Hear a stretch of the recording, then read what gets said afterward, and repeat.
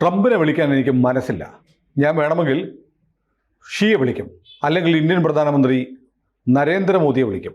എന്നാലും ട്രംപിനെ വിളിക്കുന്ന പരിപാടിയില്ല.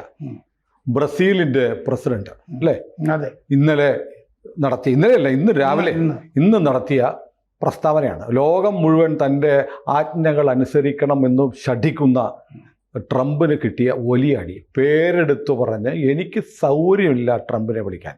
ഇത് തന്നെയാണ് ട്രംപ് കഴിഞ്ഞ ആഴ്ച നിലവിളിച്ചത്. ഞാൻ ഇത്രയൊക്കെ പേടിപ്പിച്ചിട്ടും മോദി എന്നെ ഒന്നും വിളിക്കുന്നില്ല എന്ന് പറഞ്ഞ ട്രംപിന് ബ്രസീലിൽ നിന്ന് കിട്ടിയ ഈ അടി ലോക ക്രമത്തിൽ അമേരിക്കയ്ക്ക് ഉണ്ടാവുന്ന സ്ഥാനചലനത്തെ കാണിക്കുന്നതാണ്. അത് സ്ഥാനചലനമാണ്. റഷ്യയും പറഞ്ഞിട്ടുണ്ട്. അല്ല, ബ്രസീൽ ഒരു കൊച്ചു രാജ്യമല്ലേ അമേരിക്ക വെച്ച് നോക്കുമ്പോൾ. പക്ഷെ ബ്രസീലിന് ധാരാളം ധാതു സമ്പത്ത്, എണ്ണ സമ്പത്ത്, അങ്ങനെ കുറെ കാര്യങ്ങളുണ്ട്. നമ്മൾ തന്നെ നമ്മുടെ വാക്സിന് വേണ്ടി വാങ്ങിച്ചിരിക്കുന്നത് ബ്രസീലിന്റെ എംബ്രയർ വിമാനമാണ്. അതിലാണ് പിന്നെ റഡാറൊക്കെ നമ്മൾ ഘടിപ്പിച്ചിരിക്കുന്നത്. അങ്ങനെ തള്ളിക്കളയേണ്ട ഒരു രാജ്യമല്ല ബ്രസീൽ. സാർ, റഷ്യയുടെ കാര്യം പറഞ്ഞു വരുമായിരുന്നു. റഷ്യയുടെ കാര്യം പറഞ്ഞാൽ എന്താണെന്ന് വെച്ചാൽ, റഷ്യ ഇന്ത്യയെ ഈ കാര്യത്തിൽ അനുകൂലിച്ചിട്ടുണ്ട്. ഇന്ത്യ എടുക്കുന്ന നിലപാട് കാരണം നമ്മളിപ്പോ മോസ്കോയിലേക്ക് പോയിട്ടുണ്ട്. നമ്മുടെ ഡോവലിനെ ഹസ്തദാനം ചെയ്യുന്ന പുടിന്റെ ചിത്രം വന്നു കഴിഞ്ഞു. അതെ, ഡോവല് പോയി. ഈ മാസം അവസാനം ജയശങ്കർ പോകുന്നുണ്ട്. അതുപോലെ നമ്മൾ വലിയ അടി അല്ലാതെ തന്നെ ട്രംപിന് കൊടുത്തിട്ടുണ്ട്. റഷ്യയിൽ നിന്ന് അമേരിക്ക ഇറക്കുമതി ചെയ്യുന്ന സാധനങ്ങൾ കണക്ക് നമ്മൾ പറഞ്ഞു. യുറേനിയം, പല്ലാഡിയം UAV കാറുകൾക്കും ഒക്കെ ഉപയോഗിക്കുന്നതാണത്. മറ്റേ വൈദ്യുത കാറുകൾക്ക് ഒക്കെ ഉപയോഗിക്കുന്നതാണ് പല്ലാഡിയം. യുറേനിയം എക്സാഫ്ലൂറൈഡ് അവിടെ നിന്ന് ഇറക്കുമതി ചെയ്യുന്നുണ്ട് അമേരിക്ക. വളം ഇറക്കുമതി ചെയ്യുന്നുണ്ട്. ആ ഒരു കാര്യം ഇന്ത്യ പറഞ്ഞിട്ടുണ്ട്. ഇന്ത്യ വേറൊരു കാര്യം പറഞ്ഞിട്ടുണ്ട്. റഷ്യയിൽ നിന്ന് നമ്മൾ എണ്ണ വാങ്ങിക്കാനായിട്ട് പ്രോത്സാഹിപ്പിച്ചത് അമേരിക്കയാണ് ആദ്യത്തെ 2 കൊല്ലം.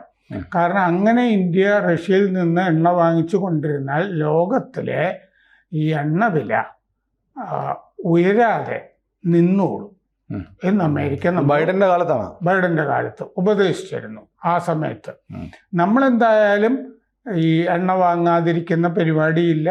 അമേരിക്ക പറയുന്നതിനോട് അങ്ങനെ കീഴടങ്ങി ജീവിക്കാൻ പറ്റില്ല. നമ്മൾ മറ്റൊന്നുകൂടെ പറഞ്ഞു, യൂറോപ്യൻ യൂണിയന് റഷ്യന്ന് ഗ്യാസ് വാങ്ങിക്കാമെങ്കിൽ നമുക്ക് എണ്ണം മേടിക്കാം. അവര് ഈ പറഞ്ഞ പോലെ വളമൊക്കെ യൂറോപ്യൻ രാജ്യങ്ങളും ഒക്കെ വാങ്ങിക്കുന്നുണ്ട്. ഏറ്റവും കൂടുതൽ എണ്ണയും വാങ്ങിച്ചിരുന്നത് ആദ്യ സമയത്ത് അവർ തന്നെയാണ് റഷ്യയിൽ നിന്ന് വാങ്ങിച്ചുകൊണ്ടിരുന്നത്. കഴിഞ്ഞ ദിവസം നോർത്ത് ഈസ്റ്റ് ന്യൂസിൽ ഒരു റിപ്പോർട്ട് വന്നിരുന്നു.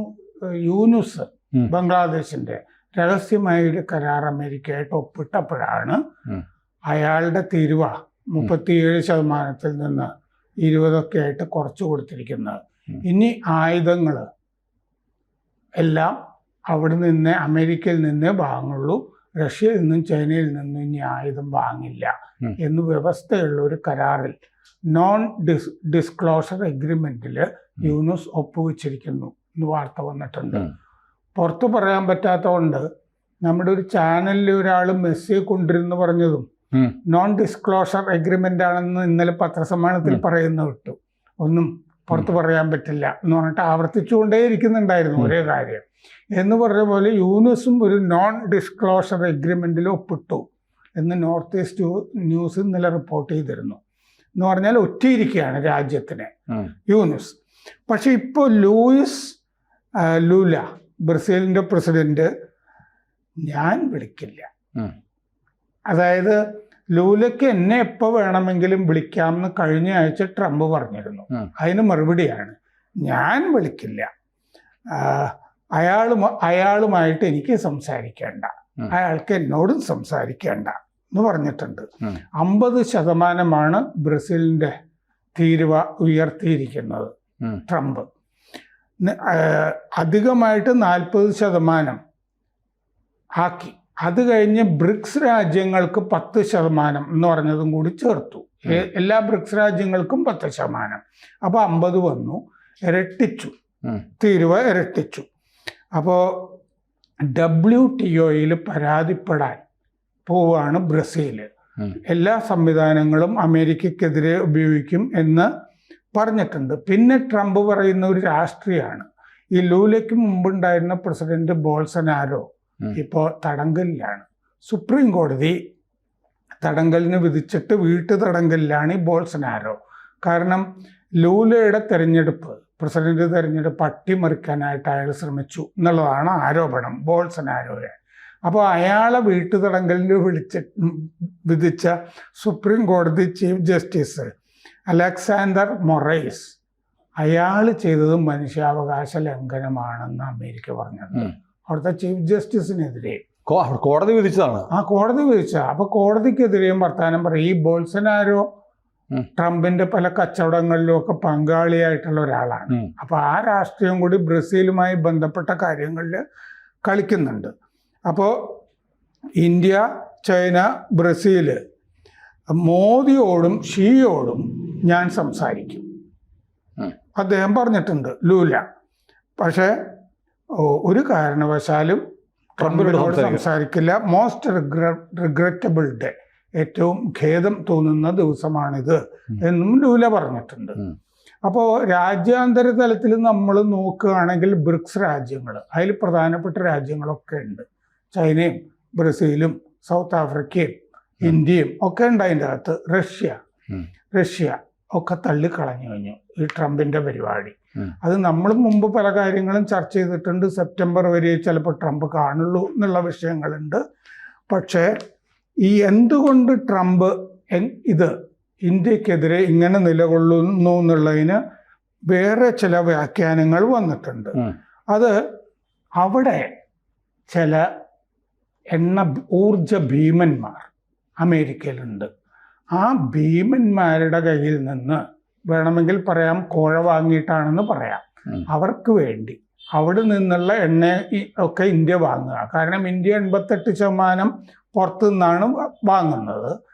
നമ്മൾ 2% ഉക്രൈൻ യുദ്ധത്തിന് മുമ്പ് റഷ്യയിൽ നിന്ന് വാങ്ങിച്ചിരുന്നുള്ളൂ. ഇപ്പം 40% നമ്മുടേത് റഷ്യയിൽ നിന്നാണ് വരുന്നത്. അപ്പോൾ ഇതൊക്കെ അമേരിക്കയിലെ ഊർജ ഭീമന്മാരിൽ നിന്ന് വലിയ വിലയ്ക്ക് ഇന്ത്യ വാങ്ങിച്ചിട്ട് അവരെ സമ്പന്നരാക്കുക എന്നുള്ള ഉദ്ദേശമാണ് ഇതിൻ്റെ പിന്നിൽ ഇയാൾക്കുള്ളത്. പിന്നെ ഇന്ത്യ അടിക്കുമ്പോൾ റഷ്യക്കിട്ടും അടി കൊടുക്കുകയാണ്. ഈ 2 കാര്യങ്ങളാണ് എന്ന് റിപ്പോർട്ടുകളുണ്ട്. ആ എണ്ണ കമ്പനികൾക്ക് ഇപ്പോൾ നികുതി പ്രഖ്യാപിച്ചു കഴിഞ്ഞപ്പോൾ $18 ബില്യൺ ഇളവുകൾ ട്രംപ് ചെയ്തു കൊടുത്തിട്ടുണ്ട് ആ കമ്പനികൾക്ക് പുതിയ നികുതി പാക്കേജിൽ. അപ്പോൾ ന്യൂയോർക്ക് ടൈംസ് പറയുന്നത് 1.58 ലക്ഷം കോടി ആണ് ഇവർക്ക് ഇളവായിട്ട് ചെയ്തു കൊടുത്തിരിക്കുന്നത്. 1.85 ലക്ഷം എന്നൊക്കെ പറഞ്ഞാൽ ഭീമമായ തുകയാണ്. അപ്പോൾ എണ്ണ കമ്പനികൾ അയാളുടെ ക്യാമ്പയിന് സഹായിച്ചിട്ടുണ്ടാവും. ഭീമന്മാർ അല്ലാത്ത കച്ചവടവും ഒക്കെ പിൻവാതിൽ നടക്കുന്നുണ്ടാവും. അതാണ് ന്യൂയോർക്ക് ടൈംസ് റിപ്പോർട്ട് ചെയ്തിരിക്കുന്നത്. ഇന്ത്യ ഇനി ഒരു റൈസിങ് കസ്റ്റമർ ആണ് ഈ എണ്ണയുടെ കാര്യത്തിൽ. ഇനിയും ധാരാളം വാങ്ങാൻ സാധ്യതയുണ്ട്. അപ്പോൾ അമേരിക്കയുടെ ഈ വർഷം ആദ്യ പകുതിയിൽ തന്നെ അമേരിക്കയിൽ നിന്ന് നമ്മൾ എണ്ണ വാങ്ങുന്നത് 50% വർദ്ധിച്ചിട്ടുണ്ട് മുമ്പ് വാങ്ങിച്ചതിനേക്കാൾ. അത് ഇപ്പോൾ മൊത്തം നമ്മൾ വാങ്ങുന്ന എണ്ണയുടെ 8% അമേരിക്കയിൽ നിന്നാണ്.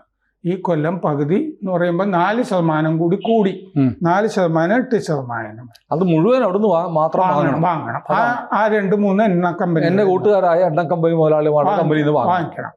ഇന്ത്യ കൂടുതൽ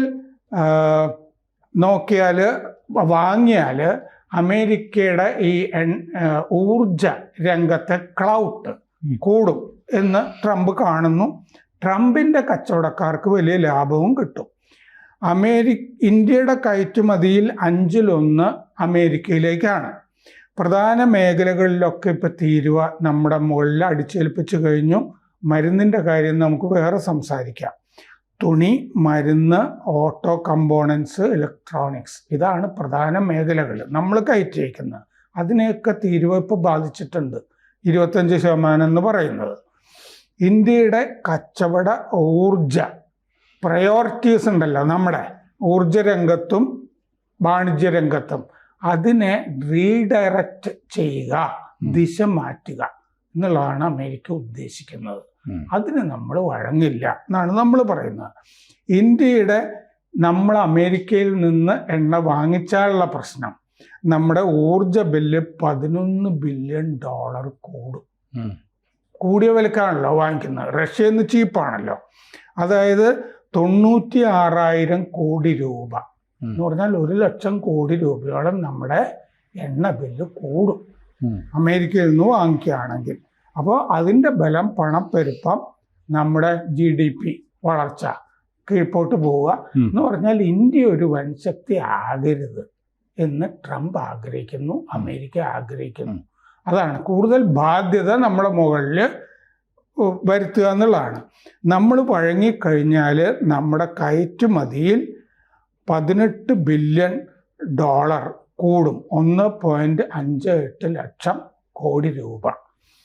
അതിൻ്റെ ഫലം എന്ന് പറയുന്നത് വിലക്കയറ്റം, ആളുകളുടെ തൊഴിൽ നഷ്ടപ്പെടുന്നത്, ലാഭം കുറയുന്നത് നമ്മുടെ കമ്പനികൾക്ക്. അമേരിക്ക നേരത്തെ തുണച്ചിരുന്നു. നമ്മൾ പറഞ്ഞ പോലെ എണ്ണയുടെ വില സ്ഥിരമായിരിക്കും, നിങ്ങൾ റഷ്യയിൽ നിന്ന് വാങ്ങണമെന്ന് നമ്മളോട് പറഞ്ഞിരുന്നു. പരമ്പരാഗത എണ്ണക്കച്ചവടക്കാർ യൂറോപ്പിലേക്കാണ് ആ സമയത്ത് അയച്ചുകൊണ്ടിരുന്നത്. കഴിഞ്ഞ കൊല്ലം ഇന്ത്യയേക്കാൾ ചരക്കുകൾ യൂറോപ്പ് റഷ്യയിൽ നിന്ന് വാങ്ങിച്ചിട്ടുണ്ട്. പല ചരക്കുകളും വാങ്ങിച്ചിട്ടുണ്ട്. അമേരിക്ക യുറേനിയം, പല്ലാഡിയം, വളം. റഷ്യയോടുള്ള രോഷം മാത്രമല്ല, ഊർജ സഖ്യം, എനർജി അലയൻസ്, അത് മാറ്റിമറിക്കാൻ വേണ്ടിയാണ് അമേരിക്കയുടെ ശ്രമം. നമ്മളെ അവരുടെ ഒരു ഊർജ സഖ്യത്തിലെ കക്ഷി ആയിട്ട് അവർക്ക് കിട്ടണം, ലോകത്ത് നിർണായക സ്വാധീനം ഉണ്ടാക്കാൻ. അപ്പോൾ ഇതാണ് ട്രംപിൻ്റെ ലക്ഷ്യം. ഇതിന് ബ്രസീലും വഴങ്ങുന്നില്ല, നമ്മളും വഴങ്ങുന്നില്ല, റഷ്യയും വഴങ്ങുന്നില്ല, ചൈനയും വഴങ്ങുന്നില്ല, ബ്രിക്സ് രാജ്യവും ഇറങ്ങില്ല. അപ്പോൾ ക്വാഡ് ഉണ്ട്, അമേരിക്കയിൽ അംഗമാണ് ജപ്പാനും ഒക്കെ. ഇതിൻ്റെ ഉച്ചകോടി ഈ വർഷം അവസാനം ഇന്ത്യയിൽ നടക്കേണ്ടതാണ്. ട്രംപ് ചിലപ്പോൾ അതിന് വന്നേക്കില്ല, ചിലപ്പോൾ നമ്മൾ ഉച്ചകോടി വേണ്ടെന്ന് തീരുമാനിക്കുമായിരിക്കും, ഇന്ത്യയിൽ നടക്കണ്ട എന്ന്. ഏതായാലും ഇന്ത്യയും അമേരിക്കയും തമ്മിലുള്ള ബന്ധമല്ല, ഇന്ത്യയുടെ പക്ഷത്ത് നിൽക്കുന്ന, ഇന്ത്യയെപ്പോലെ സംസാരിക്കുന്ന ആത്മാഭിമാനമുള്ള എല്ലാ രാജ്യങ്ങളും ട്രംപിനെതിരാണ് എന്നാണ് ബ്രസീൽ പ്രസിഡന്റിൻ്റെ ഈ വാക്കുകൾ സൂചിപ്പിക്കുന്നത്. അതെ, അതായത് തിരിച്ചടി ചിലപ്പോൾ ഈ രാജ്യങ്ങൾക്കൊന്നും ആയിരിക്കില്ല, അമേരിക്കയ്ക്കായിരിക്കും എന്നുള്ളതിൻ്റെ സൂചനകളാണ് പൊതുവേ ഉള്ളത്. അതെ. കൂടുതൽ വാർത്തകളും വിശേഷങ്ങളും നിങ്ങളിലേക്ക് എത്താൻ ABC മലയാളം സബ്സ്ക്രൈബ് ചെയ്യുക, ബെൽബട്ടനും അമർത്തുക.